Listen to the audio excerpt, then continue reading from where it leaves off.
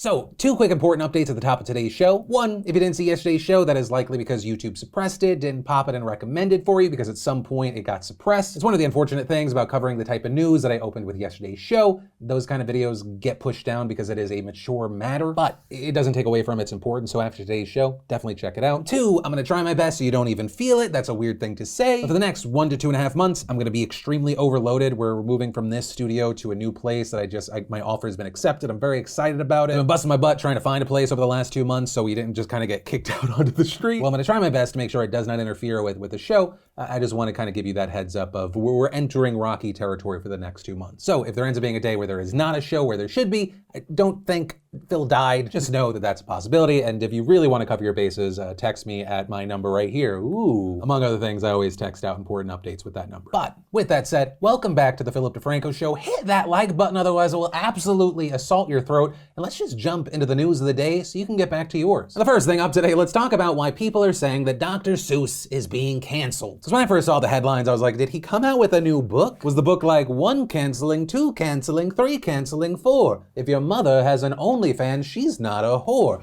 Because what a woman does with her body should only matter to her, even if she's naked in the snow and it makes her go brr. Side note, sex work is real work, and if you attack sex workers, it says more about you than them. Boom. But the story in question is about 6 Dr. Seuss books because they will no longer be published because they contain what has been perceived as racist stereotypes and insensitive imagery. With the late author's company Seuss Enterprises announcing this move this morning, saying the books, quote, portray people in ways that are hurtful and wrong, and adding, ceasing sales of these books is only part of our commitment and our broader plan to ensure Dr. Seuss Enterprises catalog represents and supports all communities and families. With the company telling the Associated Press that this decision was made last year after months of feedback from audiences, teachers, and other specialists in the academic field. But it is also worth noting that this comes a week after a school district in Virginia made headlines for allegedly banning Dr. Seuss books. Though I will note that district eventually clarified that it was not banning the books. Instead, saying that it was actually discouraging the connection between Seuss and Read Across America Day, which falls on the author's birthday, which is today. Though I do want to note, this decision to move away from Dr. Seuss is not actually an uncommon move. We've actually seen school districts across the country having done the same. In fact, the National Education Association, which founded Read Across America Day and deliberately aligned it with Dr. Seuss's birthday, they've actually been de-emphasizing Seuss for years now and encouraging a more diverse reading list for kids. And with this story, I'll close it with 2 things. One, if you're wondering what kind of things that people took issue with in Dr. Seuss's books, you want a deep dive. I'll link to an interesting study down below that looked at many examples of what appear to be characters based on racial stereotypes. For instance, in The Cat's Quizzer, the study says the Japanese character is referred to as a Japanese, has a bright yellow face, and is standing on what appears to be Mount Fuji. As well as If I Ran the Zoo, the Asian characters carry a white male over their heads with the text below them describing them as helpers who all wear their eyes at a slant from countries no one can spell. But again, just a few examples, you can click the link down below. And 2, if there are any publishers out there that would like to publish my series of adult sing-song rhyming books, Phil on a Hill, contact me. That sounds like a lot of fun. Then, in celebrity news, I hope you are ready for the wave of celebrities in politics. You know, obviously, yes, we just went from Donald Trump, a reality star, being president, but I do not think that is the end of it. Though, I will say, Ukraine has every other country beat as far as celebrity president. Right? President Zelensky of Ukraine, if you do not remember, played a guy who became president on TV before actually doing so. Which, actually, funny enough, there is a similar comparison to be made in America now. But as the years have gone on, there's been more and more talk of Dwayne "The Rock" Johnson maybe running for president or some office. And, funny enough, his new show, Young Rock, it starts with the premise that it's in the future and he's running for president, talking about his childhood. Which, hey, maybe I'm completely wrong and crazy here, but it really does feel like the beginning of planting seeds for a run in the future. By that point, there's gonna be nothing else for him to win or succeed in. He's not the only one. You have Will Smith in the news. He's actually long spoken about potentially getting into politics. Back in 2015, telling The Hollywood Reporter, as I look at the political landscape, I think there might be a future out there for me. They might need me out there. This is the first time I've been incensed to a level that I can't sleep. And since then, he's done more and more to be a part of the political conversations that are happening. He has a new docuseries coming out, Amend, The Fight for America. And actually yesterday he made headlines because while promoting this docuseries with Pod Save America, he was asked what made him consider running for political office or what prevented him from doing so. And he said, I think for now, I'm gonna let that office get cleaned up a little bit, and then I'll get the deep clean and the vaccinations. Yeah, and then I'll consider that at some point down the line. So with that clip getting spread around, people sharing his other quotes from the past about politics, people started once again talking about celebrities in politics. And I will say, I think regarding that debate, I think we've gotten past the point of people are gonna learn their lesson. That Donald Trump left such a bad taste in so many American mouths that we're not gonna see celebrity politicians. I do not find that to be true. Because two of the most important things when you're running for office, likability, and how many people even know your name. Like, think about the celebrities that you like, whether it be Will Smith, whether it be The Rock. What do you actually know about them, right? It's something that has been known in politics for the longest time. One of the most important things for a voter is, do I feel like I could sit down and have a beer with this person? As long as that's true, nothing's changing. If anything, it's gonna lean that way more. Also, this feels like the opportune time and place to mention this. I have been listed in a few places as a potential contender to run for mayor in 2022. And I wanna make clear right here, right now, that was a joke, unless, how about this? You get this video to 200,000 likes.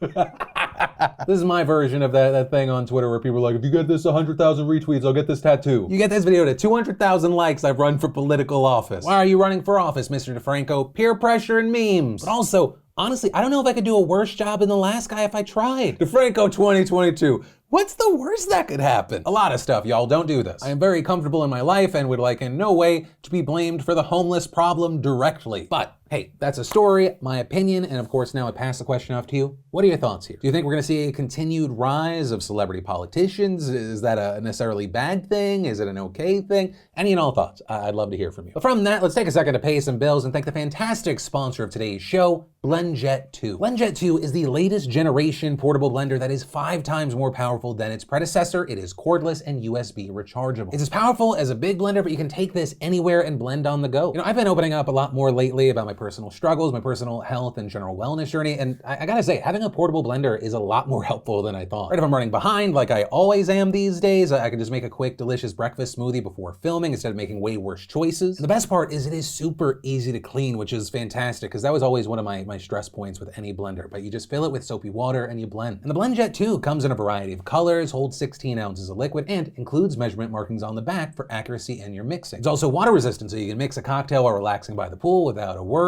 It also has double the battery life, so you'll get 15 blends or more on a single charge. And seriously, I can't recommend it enough, so go grab your own BlendJet 2 by heading over to blendjet.com/DeFranco and get yourself 12% off when you enter in code DeFranco12 at checkout. And then, let's talk about this. I don't know if you're aware, March is Women's History Month, and one of the first things that many people saw for Women's History Month was Twitch apologizing. And this because the streaming platform decided to celebrate Women's History Month by using a controversial term that spells women with an X, which I will say, if you're anything like me, that was the first time I saw women spelled that way. So let's break this down. In a shared blog post yesterday, we saw Twitch using the spelling exclusively while announcing the Twitch Women's Alliance, which is a new community to help push forward the visibility and growth of women creators on Twitch. Now, if you're wondering, that spelling was originally created because woman includes man, and with that, it was meant to avoid what they saw as perceived sexism, with it also reportedly being meant to be more inclusive of transgender women and non-binary people. However, that has actually been criticized for implying that trans women are not women, or with the criticism being that this implies that trans women need their own word if they're to be considered real women. And on top of that, you also have people saying it's just unnecessary and confusing. And so if it's not already clear to you, you had a lot of people very annoyed, though for greatly different reasons. Right? You had people saying that Twitch was just virtue signaling here, but also on the other end, you had people saying that they were transphobic. And ultimately, this resulted in Twitch apologizing and reverting back to the normal spelling, and adding that they originally wanted to use a word that acknowledges the shortcoming of gender binary language, and noting our good intentions don't always equate to positive impact, but we're committed to growing from these experiences, doing better, and ensuring we're inclusive to all. Also, if I can add a small thing to this story, sometimes, if not almost always, the best way to figure out is this the right way to say this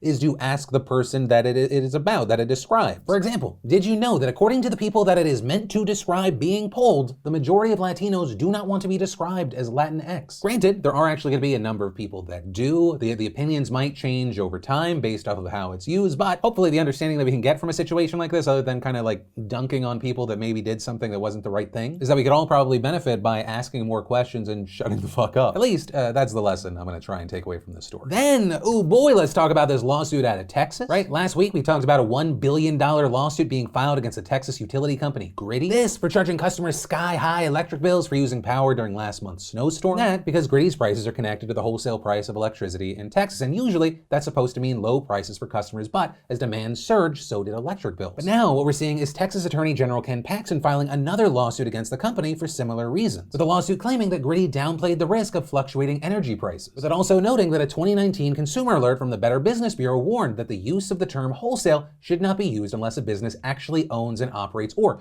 directly and completely controls a wholesale or distribution facility which primarily sells products to retailers for resale, which was not the case with Griddy. And on top of that, the lawsuit even says that Griddy auto-charged bills straight from people's checking accounts, with that claim also being backed up by customer testimonies to a number of media outlets, who have noted that in just days, hundreds or even thousands of dollars vanished from their bank accounts. And for many, that also set off a cascade of overdraft fees and missed payments for other bills. Now, no surprise here, in response, a spokesperson for Griddy said that the company does not agree with the claim, so it is very likely that Griddy will try to defend themselves, at least in part, by noting that during the storm, it actually encouraged its customers to drop them and switch companies. And then, let's talk about voting and voting rights, because behind the scenes of the people that are pushing the big lie that the election was stolen, you have a number of people from a certain party that are fighting the real fight in that if too many people vote, we almost always lose. And that may be the reason that we're seeing Republicans in the Georgia House passing a sweeping bill yesterday that would massively roll back voting access in the state. The bill, which was proposed by Republicans who want to impose new restrictions after losing the election, was passed 97 to 72 along party lines. And if signed into law, among other things, the legislation would require a photo ID for absentee voting, cut the amount of time voters have to request an absentee ballot, restrict ballot drop box locations to inside early voting locations,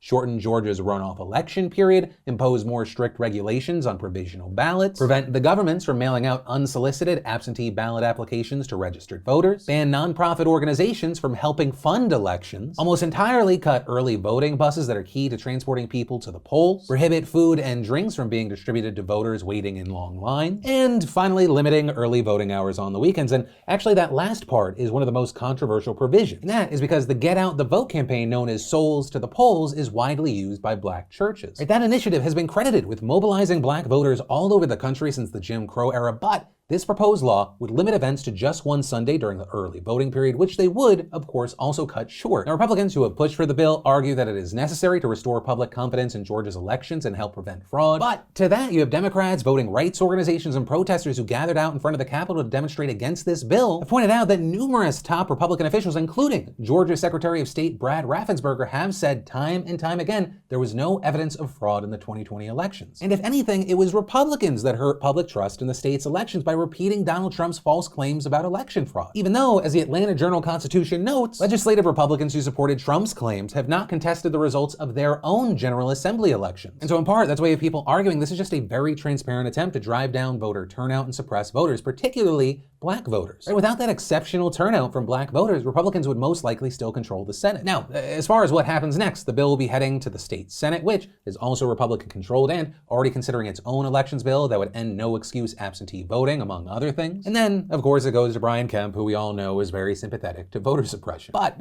really notably here, this is just one focal point on a much bigger issue. This isn't the only election bill that's being proposed in state capitals around the country. In fact, according to the Brennan Center for Justice, legislators in 43 states are considering more than 250 bills that would create impediments to voting. But ultimately, that is where we are with this story now, and we're gonna have to wait and see what comes of all of this. And that is where I'm going to end today's show. As always, thank you for being a part of my daily dives in the news. Subscribe and hitting that like button, all the good stuff. If you're looking for more to watch, definitely check out yesterday's Philip DeFranco show, or if you want something lighter and far longer and maybe more interesting to you, I have that podcast with Matt Mercer. It's really, really good. But with that said, of course, as always, my name's Philip DeFranco. You've just been filled in. I love yo faces, and I'll see you tomorrow.